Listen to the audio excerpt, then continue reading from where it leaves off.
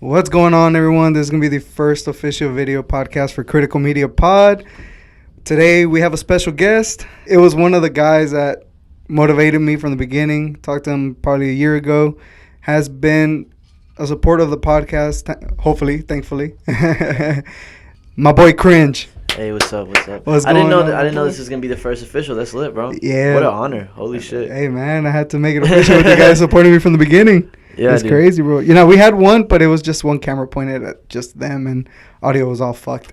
Okay. But yeah. besides that, I mean, pretty cool, man. And everything's good. Nothing's distorted. Or... Nothing's distorted. Bro. Okay, sick. I finally figured out those minor touches that I needed to make Okay, everything sound sick. pretty 'Cause clear. I'm excited. I just don't. I always have this anxiety when it comes to anything like media that something's gonna go wrong. So I'm always like, Understandable, bro. I'll be the same way, you know. It's Yeah. minor things that you're like, fuck. Even when something's not centered, you're like, redo it, bro. That shit ain't right, man. Yeah. I feel that. What's going on, bro? It's been a minute. You been Yeah. all right, bro? Yeah, bro. I've been busy. Like, I know you seen the last music video and just a lot of planning, bro. Trying to stay consistent and like, I don't know, put everything that's in my head out. Yeah, You know that's what I mean? good. I saw the video, bro. Props, man. Yeah. I'm amazed. Like, I looked back today and I was like, you know what? Let me listen to it one more time, kind of get in the vibe. And then fucking Houston, just this weather's shitty, bro. Yeah. Last time you came was fucking hot. Now Yeah. it's fucking thunderstorms and shit. Yeah. But it's a vibe, bro. Honestly. I was going to ask you a little bit, but I'm going to ask you a little bit later. For everybody that's tuning in, please go check out Mr. Cringe's podcast. Mr. Right. Cringe's music video. Really, I'm him. One of the Yeah. fucking dopest fucking videos I've seen in a Funny minute. thing about that, bro, is like I for a minute I was making like emotional music, very like chill, and what I started out making at the very beginning that got me my audience was like heavy hitting aggressive music, and for a while I just didn't think it had any substance, so I wasn't putting shit out like that. I was just doing like emotional music that talked about my life, and that's good and great. My first high production music video didn't really get a lot of attention. It was like about like relationships and struggles on someone on their pursuit to their dreams, and how much it can really pull on the other person that's with you. Like you're pulling them into your battles, and it's just it's hard, bro. Yeah, Like, yeah. to be in a relationship and chase a dream. Oh, yeah. So that's what it was about, and I was like, oh, bro, this is it. I do it. I don't know. It just kind of like, it was there. It was nice. Yeah. And then I was like, you know what? Maybe if I try to incorporate that same like meaning of my life, but let's run it back. Let's run it back to like what I used to do and do some heavy hitting shit. And then when I dropped it, bro, it was such a crazy reaction. People were like, holy shit, this is nuts, bro. Like, I love it. The energy, it was dope. All the cars and the fire and Only musician I've seen put Japanese imports in their videos, bro. Look, I had funny enough, there was nice cars all around the set other than the ones we used. So like there was like someone pulled up in an i8 Oh shit. and they're like, oh, like you want to use it for the video? And I was like, nah, but I appreciate you coming. I do, but nah. It's like, what the fuck? And then we got like a Tesla. You want to use your car? Nah, I'm good on that. Then we actually had a Skyline. We had a gray Skyline come, and they were just like, you need me? And I was like, nah. No Good. shit. Appreciate it. Like, I appreciate it, but nah, I got my vision set. Because I feel like those are, like the i8s and stuff are like overused in music videos. Yeah. I was like, you see a artist make a music video, you expect them to, if you're standing in front of a car, to be, I don't know, an i8, a Trackhawk, a Hellcat,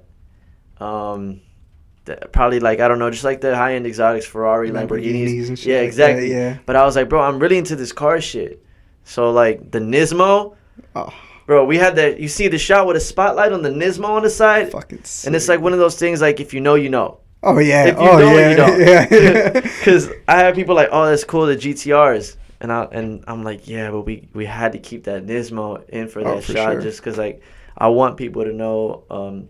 I did a bad job at letting people know who I am, and a lot of my music, I tell my story, and then I just like, there was no like identity brand to it. There was like a whole other person behind this music, someone that's big into the car scene, and someone that like I have so much love for a bunch of things, and nobody had no idea. So like talking to the people on my side, they're just like, bro, why don't you just start showing people who you are, like, and be in the community? Because you have a community, they just don't even know about you because you're not telling them you're part of their community. So like the whole car shit, like I have a bunch of car pages following me now. I'm like, hell yeah, like That's sick. we could lock in, bro. Like let's do video work. Let's do something, and it just worked out beautifully. It wasn't. That's not even how the video was supposed to be. Way better than what it was. We have flame machines that didn't work. What? Oh, no way. Yeah. Like we have flame machines behind the GTRs that were supposed to explode flames behind the cars, and we had a motorcycle mount for a motorcyclist to attach that big ass camera on their bike and fucking speed through the highways. We had a lot of cool shit, and fire machine broke, and then the fucking motorcycle rig didn't fit her motorcycle, and we're like, fuck, bro. So it was supposed to be way fucking better, but like it's damn good. Like no, I don't feel any type of way about it. That shit was good as fuck. Nah, bro. When I heard it the first time, the first little piece that I heard from the beginning, I was a big Suicide Boys like fan, and you know, obviously in the car scene, Suicide Boys was a big implement of like the car scene, having these music videos of just the audio of them, like their instrumentals and stuff. Yeah. And the first piece that comes out in your song for Really I'm Him kind of reminded me of, you know, It's the Suicide Boys. At the beginning of the song, no one would ever know this, but I had to sell my car. Right, holy shit, hell no. If I had to do that, bro, I would have already been in the fucking Lamborghini right now.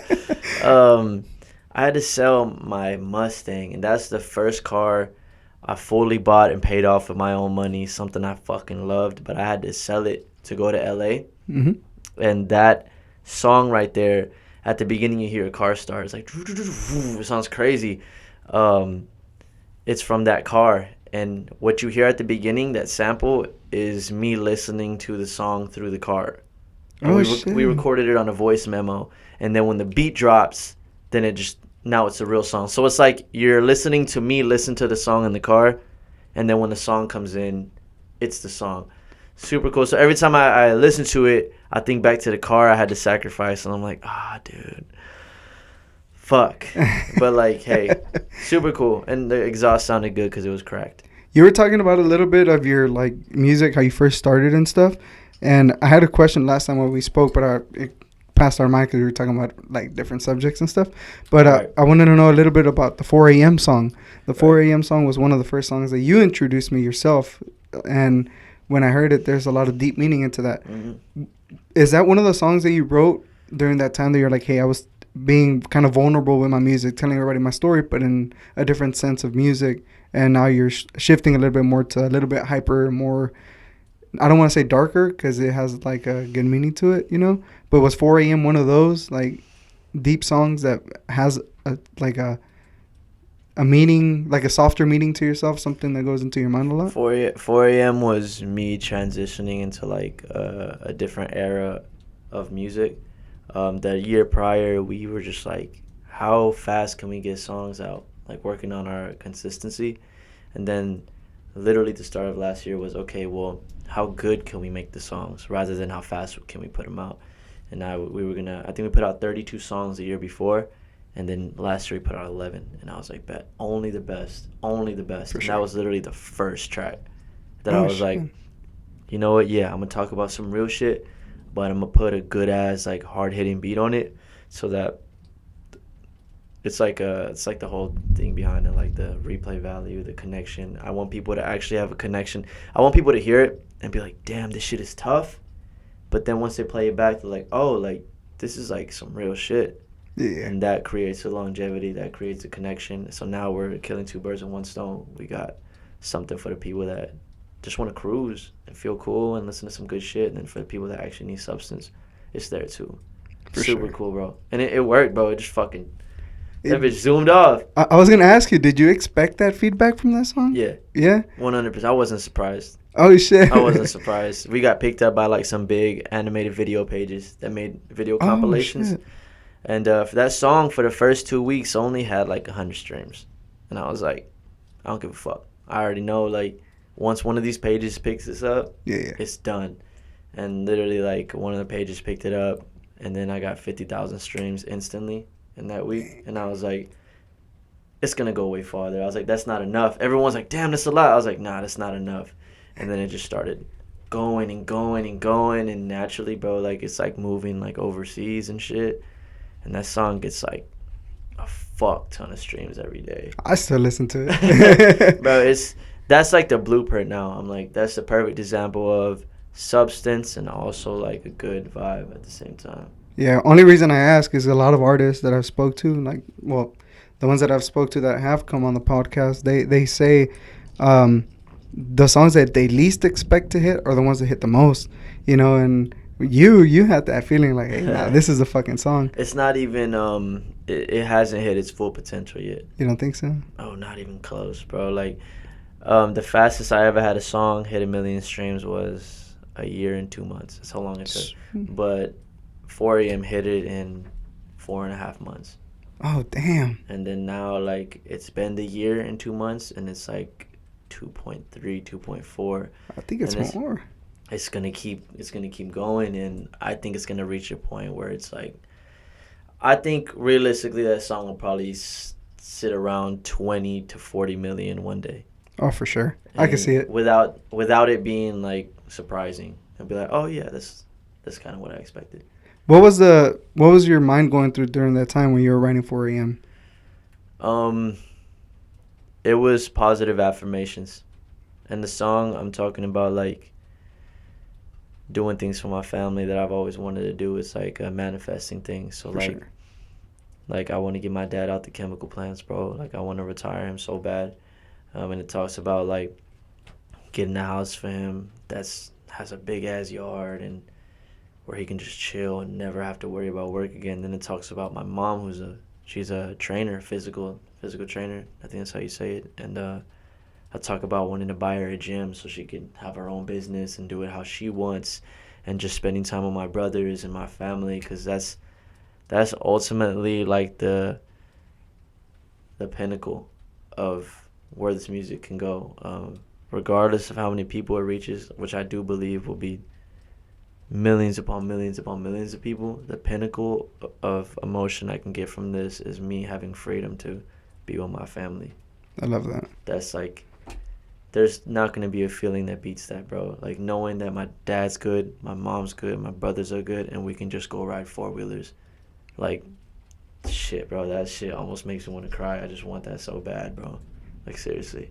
No, I mean, I think that's as us Hispanics, you know, it's our goal. Like, our family sacrifices everything to give us the most, you know, and sometimes we feel like we let them down with the minor stuff. Like, maybe, like me, I got kicked out of school, and I feel sometimes like I let my family down, like, or my mom and my dad. My dad always wanted to see me graduate, being the only son in the whole family, you know, and I want that too. I want that same feeling of being able to help him out, help my mom out, and not only that, retire them. Like, they've been working for years, man. Yeah. They risked their life to come to the United States and give me a better future. Why not be that breaking barrier to give them a better life, you know?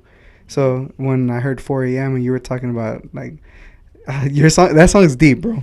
I'll just say that song's. I think it's like buy my mom a gym and a court too, so she never has one to report to. It's dope, cause like, bro, she works at a gym. She be packing that bitch out, but you know, working under somebody else, bro, you never hit your full potential. For sure. So I'd be looking at my mom like, damn, one day I'm gonna put you in a spot where you're just gonna you're gonna go and you're not gonna have to worry about shit. And I mean, we're gonna hit that one day, bro, but I could already see it so clearly in my head what it looks like, and I know one day we're going to reach it, and we're going to have tens of millions of fans that have helped me get there. That moment's going to feel better than anything. I know it, bro. I already know it. Just know I'm one of those, man. Like I said, when we first met, I was honest with you. I was being transparent. When we first met, it was kind of like, it was random. It was random as fuck. I followed you from TikTok, and you posted, hey, who's down for Fortnite? I was like, what's up? And when we spoke, I was like, hey, I'm going to be honest with you. You're like, yeah, have you heard my music? I was like, no, man. Like, honestly, I followed you from TikTok. Like, I saw you through your phase on how everything started and everything. And I was in that mind where I wanted to have that feeling that you did, that I was in a fucked up place and now I'm in this place, you know? Yeah. And you told me, hey, listen to 4 a.m. The first thing I did as soon as we got off, shout out 4 a.m. And I was like, fuck, man. And I just kept replaying it, trying to, like, understand the lyrics as they went. And then I don't know if you listened to any other podcasts. Yeah. Do you know who George Janko is by any chance? No. Okay, so Logan Paul, I'm pretty sure you know who that is. Okay, he got impulsive. Okay, so one of his hosts, not Mike Malak, the other one. As soon as I got on YouTube, that song came on, and then his podcast came on, where he's talking about his relationship with God and how he was fucked up from the beginning, exactly, and now he's like somewhere, in a good space. And my life was taking a twirl downwards. And I listened to that song, and I listened to the podcast. I'm like, you know what? It's time for me to get my fucking ass to work.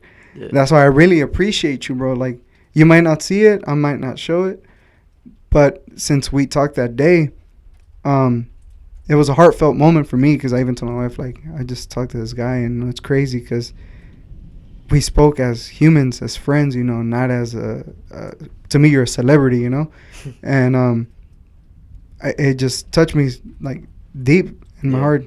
In my heart. And, since then, I was like, you know what? If I'm going to do this podcast, I'm going to go all in. And I sent you a message like, hey, bro, thanks for that fucking speech.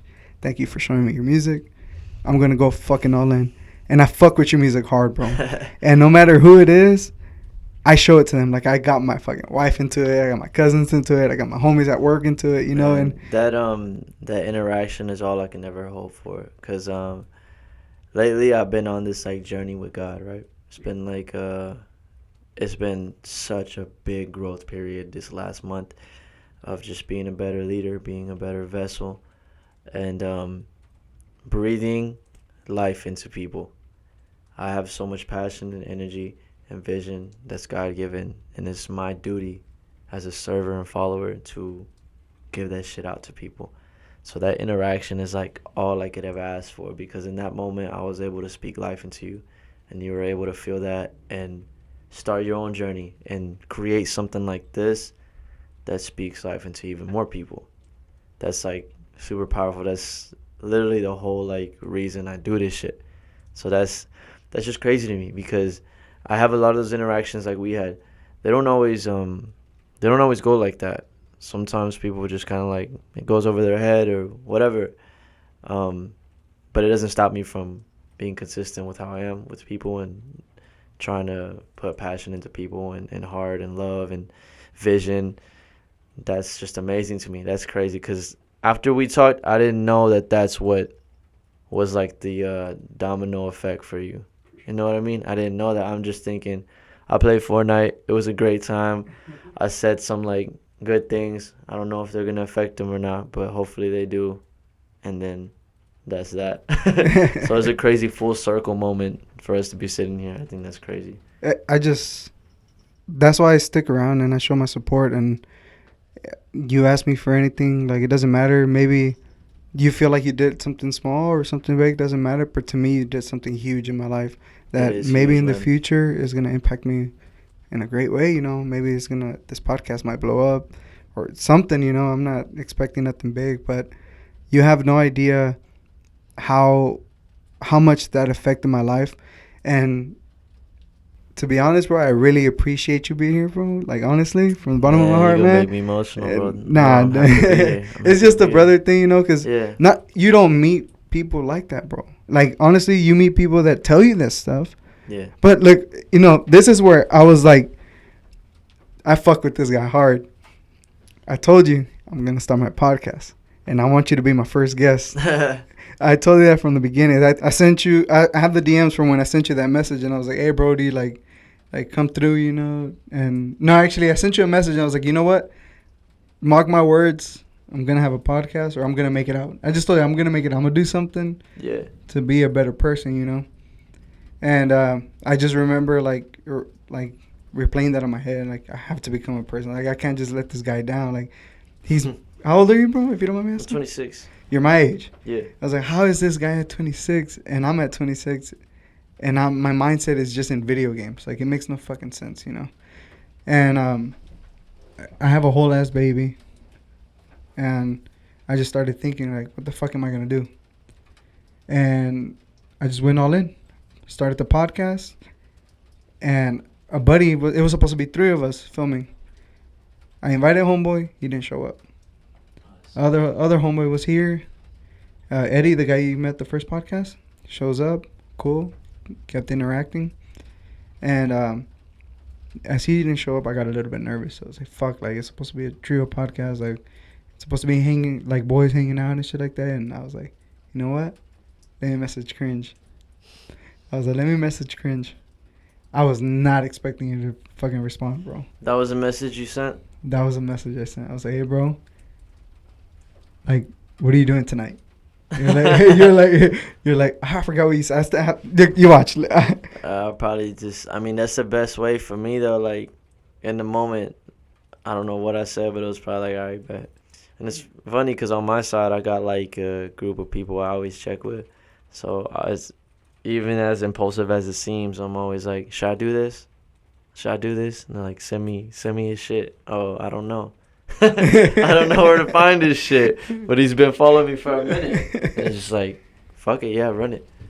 And then that's why, like, I was asking you random shit because I was all for it. And then I was like, wait, how old are you? Bro, you know, I was kind of nervous when you were going to come on. Because the first thing you told me was, hey, but none of them bullshit-ass questions like, what's my favorite color and none of this shit. Yeah. I was like, oh, fuck, bro. Like, yeah, don't. What the fuck? What am I supposed to do? I just hate that shit, bro. Like, cause look, I have not done interviews / podcasts until yours. I have some from way years back. But the thing is, what I hated was I would always have to sit in rooms with people that knew nothing about me, didn't care nothing about me. They just needed content to fill their page. And I had to sit there and almost like convince my worth and what I do. And I don't like that because I'll sit down and be like, so what do you do? And I'm like, oh, I'm an artist. Okay, describe your music. And I'm like, I don't know, but like, listen to it. It's like, it's hard to explain. Cool. So what's your favorite? It's always, what's your favorite color? So what's your dream collab? What's the artist you wish you can work with? And I'm just like, bro, what is this, bro? None of these questions help you understand who I am as a person. No. These are all just like filler questions. And anybody watching this is bored as fuck by now. Wait, no, y'all can't be bored. I subscribe. Right. So that's why I was like, man, I don't, like, yeah, let's just not do that. And then I was like, what's your setup look like? Yeah, I remember that. So what's your setup look like? Just because, bro, like in the past, bro, I put trust in people and then I show up and it'll be somebody with like a fucking, like, I don't know, like a little earbud iPhone. And then we're just talking to this and I got it on my phone. And I'm like, bro, what the fuck am I doing? Like, nah, bro, hit me back when you got your shit together. Because if you're not taking your shit serious, I take my time and what I do very serious. So why are we linking up? Because we're on different mindsets here. I'm all in, and you're doing this in your free time. This is different. You know what's crazy? This I bought last year. As soon as I told you, it took me like a month to gather up some money, and I just fucking went at it. I was like, I'm gonna do all my research, find out what's close enough to the best mic, because obviously this is not a Shure mic. But besides that, I was like, you know what? Let me find the quality, make sure all the decibels are correct. Yeah, it's a Marantz. Yeah. And I was like, fuck it, for the price, I'll buy them, you know. And I told the guys, like, don't worry about it. Like, it'll come out. I told you it was going to turn off. You're good. It's all good. I was like, I'll do all the investing. Like, I don't give a fuck. And we'll find a location. And in my head, I was like, why not the fucking shed? Like I was like, nobody's using it. The fuck? Who's going to come in here, you know? Yeah. And I just bought all the fucking shit. I built the fucking inside of it, like, completely, dude. It took me a week. And I was like, what can I do to make it as perfect as possible and shit? Well, not perfect. It's not perfect. But in my eyes, I built it. Yeah. You know, I built it. I try to make it as homey as possible. And when I bring in guests, I want to make sure they're comfortable, you know? So and it'll grow and change as you grow and change. For sure. So I think that's the biggest issue when it comes to, like, people who make music, people who do this, people who basically are trying to pursue anything. They have this vision of, like, what they feel like their worth is and what it should look like. Mm-hmm. So, like, when people start creating music at a low level when they first start, they don't put shit out because they need to be exactly perfect. They're not consistent because when this song drops, I need the perfect video, the perfect picture, the perfect whatever. And even, like, podcasts, I don't want to start unless I have the best mic, the best EQ, the best cameras. And it's like, for what, bro? These are character building times. Yeah. You start off with nothing. Most people start off with nothing. Home mics in sheds in their closets where I started. Like, you start there. and you build and build, because realistically, like, a bunch of artists, they have this vision and worth of, I need to sound like the best there is, but you're not. Right now, you're not. It takes time. When you get there, the right things will come into play. Oh yeah, they will, because I was recording in my room, bro, and like, I was always pissed off because I would see what other people are doing. Why do they sound so much better than me? Like, they got all this money to get the equipment, the mics, and it wasn't that. I just wasn't good enough yet.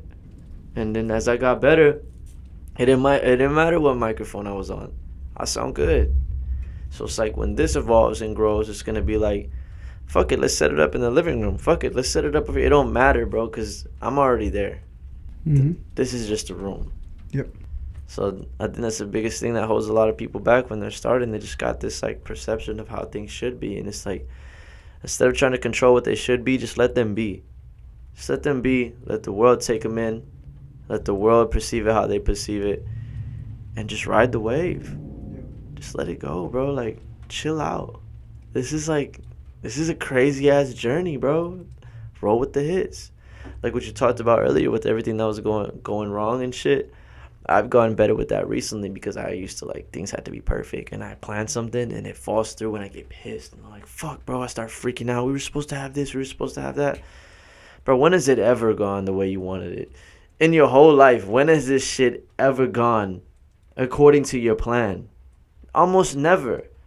Like, when we shot that video's great. You would have never thought that we were having issues. You would have never thought that we spent 8 hours out there and I had so much anxiety because our extras were standing there for 2 hours waiting for a single shot. And I was getting antsy and shit. And the video guy's like, chill. These aren't, like, of course, this isn't how we planned it, but this is what it is. They're happy to be here. You're happy to be here. You're great. I'm great. We're going to make something great. Chill. Fire machine didn't work. I was freaking out. Oh, the shot's not going to be good. Like, fuck, dude. Like, the shot's ruined. Video guy's like, we'll just shoot it without it. Like, just no fucks. He's like, bro, No fucks. We're gonna have a good video. I'm a great videographer. You're a great artist. We're in a room full of great people. Great things are gonna happen. You need to chill. I've been better at that recently. Just roll with the hits, bro. Yeah. You go a lot farther. Oh yeah. You learn about life a lot like that too. Hell yeah. Once you start not to give a fuck and worry about less shit, man. It's in God's hands. Oh yeah. Yeah. It's in God's for hands, sure. bro. Hell yeah. Like, I'm supposed to, ideally, I wanted to be shooting a video for my next song already and have it submitted. None of that is even close to happening. But I know when it does happen, it's going to be great. For sure. So I'm just going to enjoy this moment. And then when that moment comes, I'm going to enjoy that moment. And it's just going to be great. With that being said, you motherfuckers, everybody that's watching, yeah, go watch Really I'm Him. I'm going to link it down below. Right? The next one, dude, I don't know the name of it, but it's going to be great. Because we have file names, and they're always something stupid. Like, it says, like, Hawaii Fires. Critical, fuck it. Right? Oh, yeah, so I found the messages. You did? Yeah, so the first message, because I think during that time you were switching from L.A. to Houston. All right. And I was like, yo, you in Houston? You were like, right now? Yes. Would you like to be on the podcast tonight? It depends when, where, and who's there. I was like, oh, shit. It was like just me and my buddy. And you're like, Addy? And then you started asking me all those questions and stuff. I was like, yeah. Oh, shit, is he pulling up? And as soon as you said yes, I was like, all right, we need to make this shit He right, said, bro. oh, shit. We need to make this shit right, bro. Yeah, I brought my friend with me, too, because I never know where I'm going. But once we got on this side, I was like, oh, we're straight. Yeah. I was like, I grew up here. Oh, we're straight. He won't do nothing. I was like, we're good, bro. It's not a weirdo. Because I've been in some rooms with some weirdos, bro. Really? Yeah, I've been in some rooms. I can't think of a situation right now, and even if I did, I wouldn't say it, because fuck that guy. But I've been in some weird situations, bro. Oh, shit. So I wanted to ask you a little bit about your start. Yeah. We talked about it a little bit in the first podcast, but we didn't get too deep into it. I wanted to ask, when did you start transitioning into the music? Was it always your dream to be a musician, or was it something that just came out of nowhere? So, like, my family, my dad and my mom, they put me into guitar because they felt like if I was growing over there on Southeast Houston next to Moby High School, and they felt like if I didn't have a hobby, I would get into trouble, which I fully agree with. So they put me into guitar at the age of 8, and I was just good, bro. I just got that, like, I got an obsessive personality. I get on something, I have to be great at it. So I just started getting good at it. And then it just built from there. I went to high school and I started learning percussion and drums. And ever since I was little, like literally when I was playing guitar, I would always say, I want to be a rock star. I want to be a rock star. And I had this vision of me performing. As a fucking little 8-year-old, I had this vision of me performing in front of these big curtains in front of a crowd. I always had it, and I always said I want to be a rock star, and it's never changed. My mom found an old elementary yearbook where they used to have you write your dreams down, and ever since I was little, she just showed it to me like 3 months ago. I'm flipping through it. It says, what do you want to be when you're older? All of them, a rock star. Flip to next year, a rock star. Next year, a rock star. And I was like, bro, ever since I was little, I was like, that's what I'm going to be. I fucking did the talent show in elementary school playing some AC/DC song on electric guitar. And all the teachers were like, what the fuck? This kid is crazy. And went to high school. We wrote fucking music for the drum line. And then from there, I did the talent show. And there was a Grammy Awards performance with Kendrick Lamar and Imagine Dragons. Oh, shit. And I was like, I want to replicate that. So we fucking did it. I got my friend who's a singer. I got the drum line to line up a bunch of drums around the... Oh, I know what you're talking about. Yeah. And, bro, I made a fucking performance. We rehearsed it. It was great. It went amazing. And then, bro, it never stopped. It was like, I am this dude, and I will continue to be this dude in any setting. I made rap music because my cousin took me to a studio session at 13, which I hated rap music. That shit. Yeah, bro, because all that was on the radio was like Soulja Boy and shit. Lollipop. No, like offense to Soulja Boy, but like it just didn't do it for me. Yeah. But my dad introduced me to Biggie and all that. That was different. But my cousin brought me to a studio session, and this is all how my start happened. I was 13. He was with his friends, and I was the young boy. Like they used to call me Kid Flo. Oh. Funny as hell because I was the youngest one in the group. And they would go in the closet and they would just rap. They wouldn't stop. Their minds were just so much better than mine at that. And I didn't like it. I was like, I'm not going to be the weak link. So, like, I just kept practicing. And they were all fucking good, bro. And at some point, life happened. Everyone split up. And the guy was like, hey, you want to buy my studio equipment? $150. I bought it. And I locked in by myself for like the next 2 years, alone, by myself in my room, just laptop, speakers, microphone, practicing for 2 fucking years. Everyone else just kind of like did their life situation. I was just locked in, bro. And then after that, I was in it, bro. There's no stopping now. Every song I was getting better. Every time I put something out, like I could feel it getting closer. And I mean, granted, it took a while. Like, I was inconsistent. I started working at the chemical plants to pay for music, throwing money anywhere I could in music. And then just 3 years ago, it got real.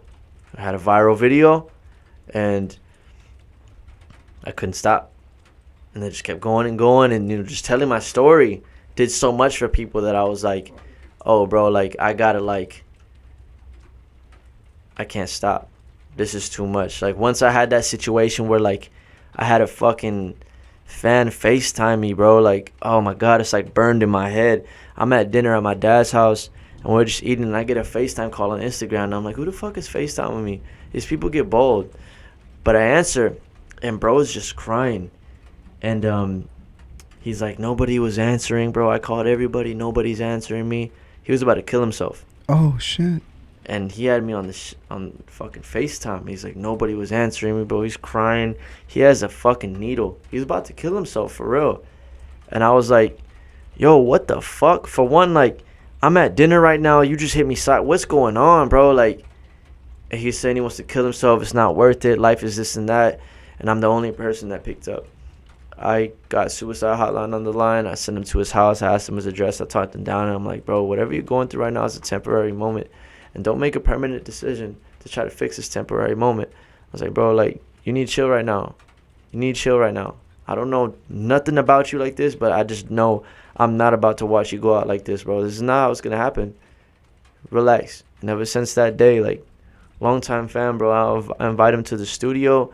I just talk to him. And it's like, we're doing some really powerful shit here. So there's no way in hell I could ever stop, regardless of who's in my comments saying that I'm trash, regardless who's in my comments saying, like, Never gonna be anything. There's somebody that like I post about my story and they're like, you're still a nobody. And I'm like, I don't give a fuck because I know I at least saved one life. And that's more than that's more than a lot of people could say. So like that journey grew and grew and grew to a responsibility and a purpose that I could see clearly now, and just turned me more into like a vessel of energy, bro. That's just like whatever God's given gift was to me, to like give it out to people and talk to people and just be real. Just be real, because I know like a lot of people's favorite artists or artists, like there's always a disconnect. I love his music, but it's like it's not like a personal connection. It's not like you can FaceTime him on a night when no one's answering you like that guy did and know that he's going to pick up because he knew I was going to pick up. Because he called everyone in his family, but in his mind he's like, I'm going to call my favorite artist, which to a lot of people is like, that's not going to happen. But he knew I would pick up. And we've always had that trust, and I have that really close bond with like the people that support me, that they just know I'm there, bro. Like, people get bold. They'll like ask me for money, they'll ask me for help, and I do help them. Not to a point where I'm hindering myself, but like people will just text me, I'm struggling here, bro. I'm struggling with this. Like, can you help me with this? Can you give me some advice? Can you show me how you work your FL Studios? Can you show me how you work your camera shit? Hell yeah, bro. Let me know what you need. Like, I got it. Just now, you say you need a camera and I was like, shit, I got a camera. Like, you need one, I got it. That's what I'm here for. That was a goat. Saved my life twice. So now that journey built. It started from a seed of like, I want to be a rock star one day, to like, damn, I have a voice. So now it's like, it's big, bro. It's big. Yeah, it's crazy that you brought that lifestyle of you when you were 12 years old, and like, or from when this, like, you were little, writing down I want to be a rock star. You know, it's crazy. Since I was little, since I could remember, I was probably 6 years old, watching novels with my mom and shit, watching these all Univision novelas and shit. Okay. I would see these kids sing and shit, and sing in front of crowds, and I always visualized myself like in that moment. Like, I would sit somewhere, like, let's say I'm standing on top of this shit, on the top of the shed and shit, or on top of the roof, and I'm like, man, how sick would it be to just look down and see that millions of people are like, they're like wanting to watch you, you know? And that's one of my biggest goals. Like, maybe the podcast will give it to me, maybe some influence will come by, you know? But I always wanted to have that feeling, because maybe because I wasn't wanted as a kid, like I was the one that was getting picked on a lot. I always wanted that bond with different people, you know?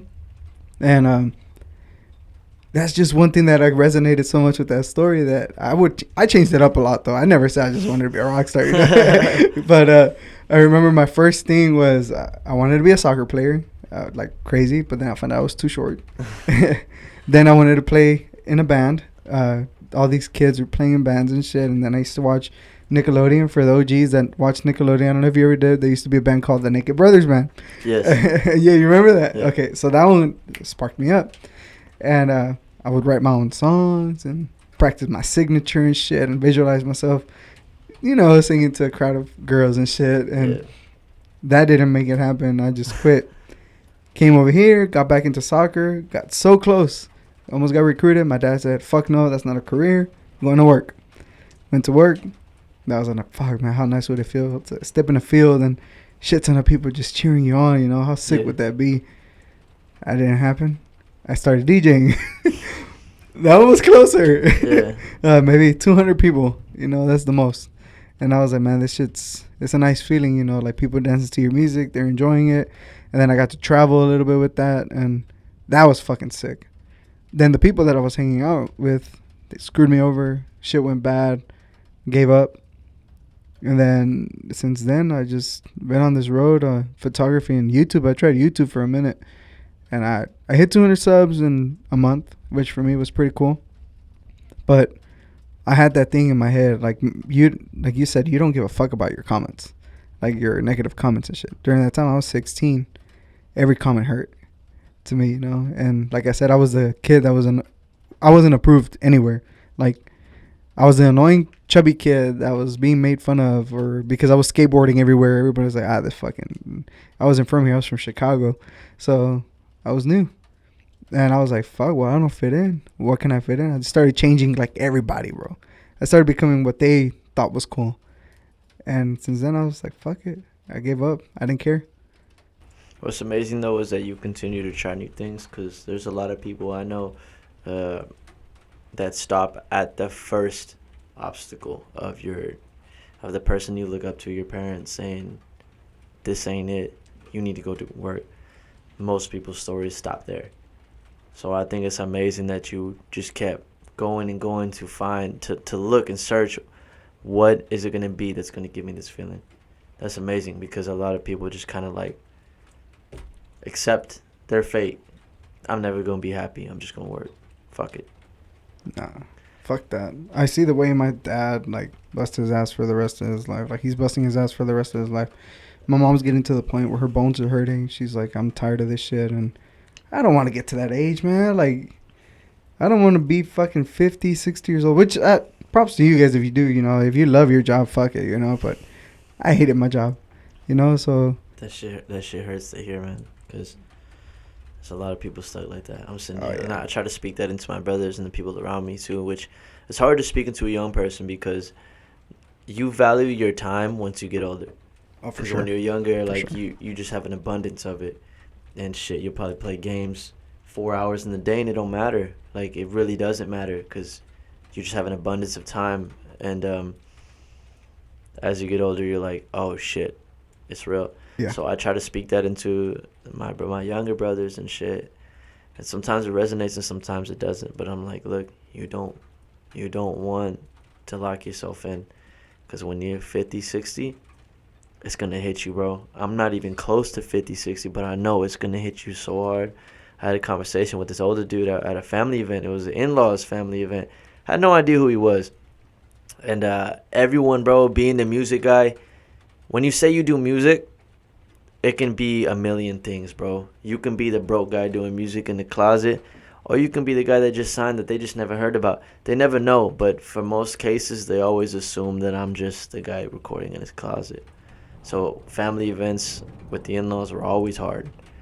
But this guy, he told me, he was like, oh, what do you do? Oh, I'm into music. Just got back from California. All this and that. Bro, he had, I don't know if it was a brandy or what, but he had so much pain in his eyes. And he's like, look, I work because I have to. He's like, I have to. And he's like, don't ever stop chasing your shit, because he's like, I stayed on my job because it was good to me. And I needed it to be good to me. And then I asked him, I was like, what did you want to be? And he's like, we were watching this fucking basketball game. He's like, I wanted to be a basketball player. And I clicked. I was like, because the whole time he was super into the game. He's like, I wanted to be a basketball player. He's like, I was good too, but I couldn't. I had to get a job, and they were good to me, and I wasn't willing to lose that, to gamble with that. He's like, but you're already getting there. He's like, don't ever stop, because he's like, you can break this shit. You can break the cycle. And it pained me so much, bro, like, because I'm looking into a man that's in his late 60s, that's defeated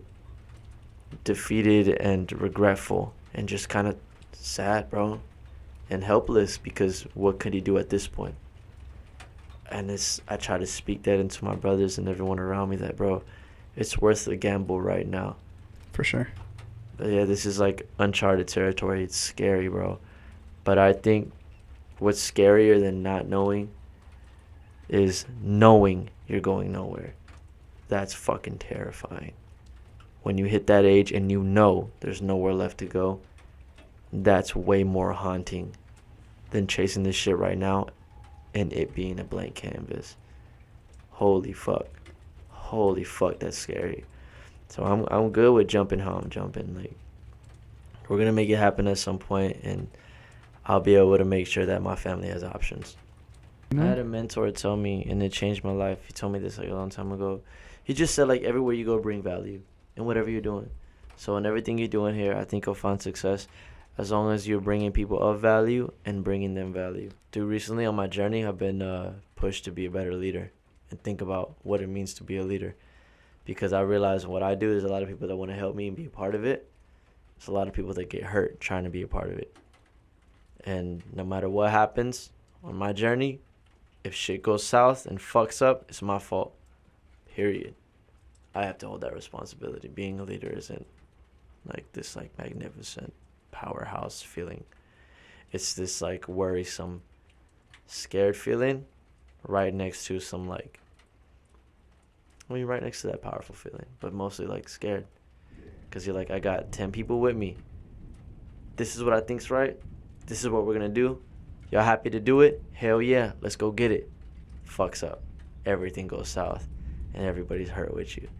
It's hard, bro. It's hard. Like, climbing the ranks is hard, bro. It sucks. Especially when it's people you care about. Because you never, me personally, I never want to waste anyone's time. And I never want anyone to feel devalued. But it's like, fuck, bro. I'm this. I don't think I'm supposed to be as far as I am without help. I've gotten pretty far without fucking help, and I don't think I'm supposed to have gotten this far. Because I'm at levels right now where I will have like a call from a label, like a distribution label, that's like asking me about my team and shit. And I'm like, I don't got a fucking team. You don't have a team? No. How did you do this and that? I just figured it out. And they're like, okay, well, we want to work with you. And I'm like, okay, well, I don't know what that looks like. I got here literally just by like trying shit, being smart, like you said, the marketing shit, having my homeboy that does videos for me. Hey, I have this idea. Let's shoot videos together. Cool. It goes up and up. That's all I did. And just be genuine. And people fuck with me. Fuck yeah. And it's like, I don't know. It's a weird situation I'm in right now, bro. Because I'm getting people reach out to me. And they're just like, so we want to have a meeting with your manager and your team. Cool, let me know when you find him. Because I don't fucking have him. Cool, I'll be there. Straight up. Does it turn around? Hi, I'm the manager. Straight up, right? Like, I'm trying it, bro. I'm trying it. But see, that's a good thing about, like, experiencing it firsthand. Because once you get to that level of, a manager hitting you up, like, no, motherfucker, like, you're working for me. I've had those people. I've had that position, though. I've had, like, it's been phases, bro. And I've had those times where it's like I had managers, I had this and that. But I'm a hard person. I'm a hard person, bro. Like, when it comes down to it, because I know how powerful this shit is. So it's like, this is how we're doing it, and this is how it needs to be done. And I don't care if it's fucking raining fire. We're going to do this shit. And it's going to hurt, and it's going to suck. But it's going to save some lives. I promise you. So I'm a hard guy to work for, because you're going to be sitting there like, damn, this fucking sucks. This hurts. This sucks, bro. I hate this. And I'm going to be saying the same things internally. I'm not going to voice it because I know the outcome. So, like, it's still a lot of people that kind of, like, have helped me, that it's just kind of a rough process, bro. And it sucks because one half of me is like, I want to make this easier for the people around me. And then the second half is like, this is bigger than any of us. This is what I understand and believe as a God-given purpose. So I don't care if you're hurting. I don't care if I'm hurting. This is what needs to be done. So it's like, it's been a tough road, bro. It's been a tough road, but like, conversations like this and what you share with me make me understand better and feel better and be like, damn, we're doing this. I just never want to let nobody down, you know? You won't, bro. It's not, honestly, sometimes you just, it sucks to say, but sometimes you gotta be selfish, you know? Like, it sucks, dude. But if you don't think about it that way, like, if you know your goals and nobody's putting the effort but you, think about yourself. Because honestly, like, I could have easily told you, hey, buddy's not coming, and by the way, fuck you, Eddie. Why ain't you come? Everything happens for a reason.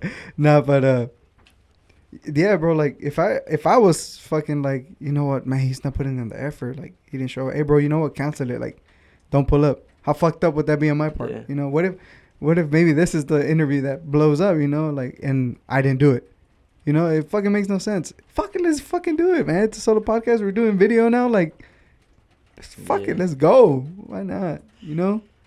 Recently, the word for me has been resilience. So I think it's Brazilians. So that's what I've been like sticking with, Brazilians right now, no matter what. Yeah. I want to ask you something. Okay, so I heard 6ix9ine. After he got beat up in the gym, he was in Gordo y la Flaca. Okay. And you know what Gordo y la Flaca is? No, but I've been seeing he's going overseas and shit, or different places, some shit like that. Yeah, Gordo y la Flaca is a Hispanic show that comes out on 45 around 3 p.m. or something. It's been fucking air for years. Okay. And they ask him, like, how do you feel like being a Mexican in the African American music industry, you know? Right. And he's like, it's hard. He's like, because you don't ever see a Hispanic in this industry of music, not in this plane of music. Because every time they see you as one, they see you as a Hispanic, you know, so you're not fed into that.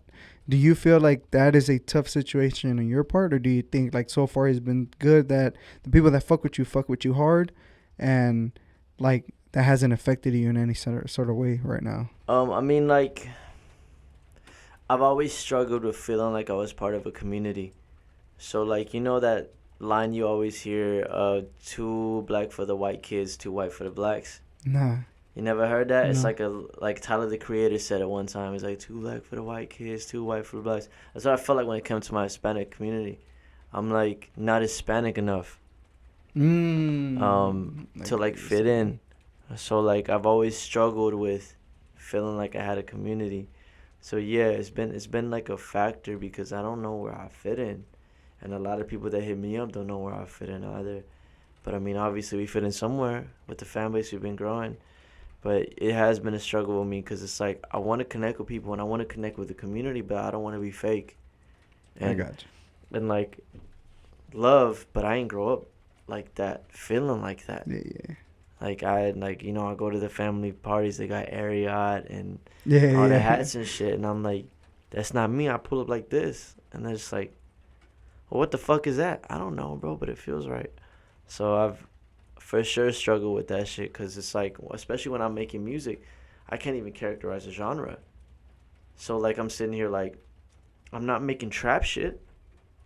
I'm also not making Mexican music.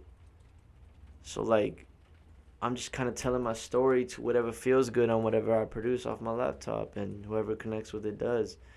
So it has been a struggle because every part of me wishes that I can just put myself into a community and be like, that's my people.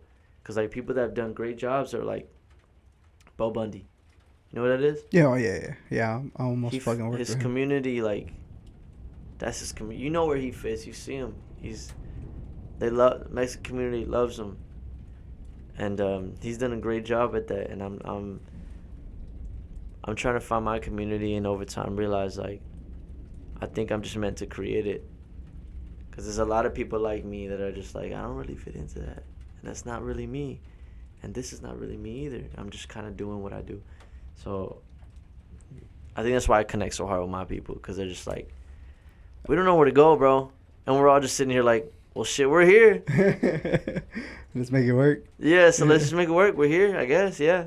And I think, honestly, with all these transitions that are going on, obviously, like I said, Tekashi 6ix9ine is now in the Regional Mexicano with, I don't know if you know any Mexican artists, but they're now with, they just brought out a fucking song today. And then Bad Bunny with reggaeton and, you know, trap reggaeton, now reaching out to corridos and stuff like that. And now Fuerza Regida working with, I want to say it was a rapper, bro. But it's crazy how all these genres are now, like, you know, jumping across to, like yeah. So I'm feeling like now we're going into a new phase where everybody wants to be accepted and everybody doesn't want to be judged. So everybody finds a way to fit in, you know. And what I like about your music, like you said, you just don't know where to fit in. There's people that, like, they fuck with their heart. Like, we're just here. We're here for a good time, you know. And I think a lot of people now are resonating with it. And like I said in the beginning, I fell in love with it, the new song, because it brought back my memories of listening to, I just said their name in the beginning of the podcast, bro. What? Oh, Suicide Boys. Yeah. Yeah, you know, because... like nostalgia. Yeah, it brings back nostalgia, which your music causes a lot of, which is fucking dope as fuck, bro. Honestly, I mean, nowadays, bro, everybody's doing nostalgic shit. Yeah. Think about it. Everybody's wearing everything thrifted that is like Everything 90s comes classic. like full circle. Yeah, like I bought a fucking shit ton of video games. Pop punk 90s. is like big right now. Oh, yeah, pop punk is which was kinda like big. big in like early high school days for me, and Yeah. now it's like full circle. What was it like? Fucking Simple Plan, Green Day, Linkin shit Park, like that. shit Linkin like Park, that, bro. Papa Roach. Nirvana. Yeah, Nirvana's a big one. Talking about that, bro. I got a challenge for you after this. Yeah, I might want to tune in. Yeah. Yeah, bro. So tell me a little bit, cause I tried stalking you a little bit on Facebook, because Okay. we had already talked the first time, but honestly, I wanted to dig deeper. I couldn't find shit on you, bro, besides your TikTok and Instagram, I Yeah. want to know who was Little Cringe. Who Like- who was that? So like this is why you can't find shit on me. When I told you that I spent 2 years isolated working, Yeah. that's why. I literally didn't do anything but make music every single fucking day. That's fucking That's sick. it. So that's why you can't find shit. But who was Little Cringe? It started off as like when I was 13, my cousin as Kid Flow, and then I tried to like call myself like something lyricist. I was like, I want people to take me serious, so I'm gonna let them know I'm a lyricist. Fucking stupid. Over time, my actual artist name, I was with my best friend Clinton, and he had shot a video for me. And we're just thinking of names because, like, bro, we got to change this name. This name sucks, bro. And then I don't know who, it was him or me, but we thought of Cringe, and C looked weird, so I put K. And I didn't even know what cringe meant. I just knew it was a negative feeling. So we put Cringe up there. And then we started thinking about, like, what it meant. I was like, okay, this makes sense. For a while, I tried to be something I wasn't to get approval from people, right? And then I did a lot of things, really cringy shit, to try to get that approval. And it was just really embarrassing. It haunts me till this day. That matches, cool. That's why we have that name. We weren't decided. I had my first studio session at the big studio I've been with for the last 5 years, with the engineer I've been with for the last 5 years. Fucking origin story. And I go in there in the room, and he was kind of like, I don't know, he's having a bad day. Nicest guy I've ever had. He just straight up said, first session ever, he put the headphones on my ears. He's like, fixing the mic. He's like, what's your name? Cringe. He's like, Grinch? I said, no, Cringe. But I was like, but I'm not decided on it. And he cuts me off, and he's like, well, that's what we're saving it as. I'm not changing it in the system. And I was like, oh, shit. Okay, fuck it. Ever since that day, it couldn't change because the file system. And that's been my engineer for the last 5 years. Shout out Jason, bro. He's fucking amazing. He's a really nice guy. Wisest guy I know. I learned something every day with him, and I've been with him for 5 years. So. How was your first time in the studio? Like, what was that feeling, that emotion? Like, hey, fuck, I got studio time. It wasn't nothing memorable, bro. It was just me and a mic and him making music, and he was just doing his job, and then that was it. And then I showed up. Well, you got to think about how many people want to be rappers. Oh, yeah. So it took over time for him to like be like, oh, you got something like special. Everyone was coming on YouTube to MP3 beats that they would convert.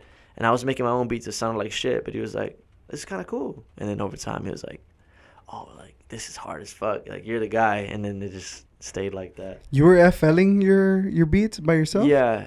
I was just, like, producing really shitty beats. And I didn't understand that, like, when you download a program, it comes stock. Oh, yeah. I was using all stock sounds to make beats because I didn't know that you can put other sounds in it. I didn't have no advisors in my corner for a very long time. That's why I'm 26. I used to always be mad that it took me this long. But I think it's for a reason, because a lot of people like me, and I gained a lot of wisdom, but I didn't have no advisors for a really long time. It was just me. So I probably could have been here 4 years ago if I just had someone in my corner be like, hey, don't do that. That doesn't work. Don't spend your money right here. That doesn't work. Just change this sound. That's not a good sound. And I had nobody. It was just me in my room. I made bad music for a long time. And when I was working at the plants, I invested money in a lot of places I shouldn't have that didn't get me anywhere. And I did it for a while. A lot of problems. But now I know, me confidently, I could save somebody like 3 years. If they're an artist, I could save them like 3-4 years. Period. That's crazy, bro. I forgot to mention that, too. You say you started in your closet. That's how I started. Yeah. We lived in a small house, and I remember I had one DJ equipment. I had fucking two big-ass mids and a big-ass fucking bajo. Yeah. Set that bitch under a desk. Took my fucking bed out of there. Sold the bed. Slept in the couch just because I wanted to have my own home studio. So inside my closet was my booth. And outside was just all my speakers and shit. And I set up a monitor, which was pretty much a DVD speaker. And I just put it in there and shit. And that's how I started producing too. But honestly, I wasn't good for shit. No, I would have just stuck to DJing, honestly, bro. It starts like that, but my shit wasn't good either. Well, that's it for the podcast, guys. I want to give a special shout out to Mr. Kringe for coming out. You know, everybody go check the link below for his... I'm not coming back until I have a record on Billboard. But I'll be back. I'll be back. As soon as I get a record on Billboard, I'm coming straight here. For real. Before Breakfast Club and all them. I'm serious. Forever, I'm serious, bro. Shit, that could be 3 months from now. That could be whatever. Next week. I'm serious. You never know. Really on him. No, bro. We on this wave. Really on him. But yeah, thank you for having me. No, thank you for coming out, bro. I really appreciate it. Thank you guys for tuning in. Like I said, his stuff will be linked on below in the fucking description and shit. Yeah, go listen to his music. Fucking fire ass shit.